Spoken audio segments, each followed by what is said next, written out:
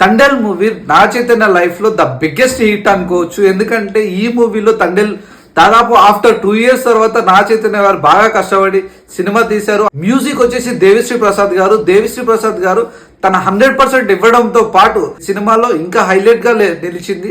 And Chandu Mondeti గారి మాత్రం చాలా నీట్ గా క్లీన్ గా చూపించారు. సాయి పల్లవి గారు యాక్టింగ్ మాత్రం సూపర్ గా ఉంది. ఆల్రెడీ కూడా అంటారు. ఆమె సినిమాలో నటించడం కాకుండా జీవిస్తుంది.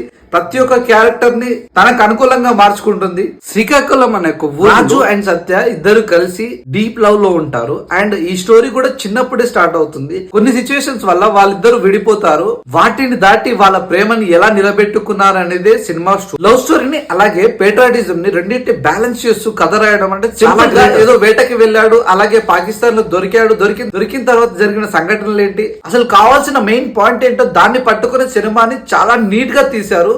సినిమా మాత్రం చాలా అద్భుతంగా వచ్చింది. అండ్ ఇంతవరకు నా వీడియో చూసారు కదా, ప్లీజ్ లైక్ చేసి సబ్స్క్రైబ్ చేసుకోండి.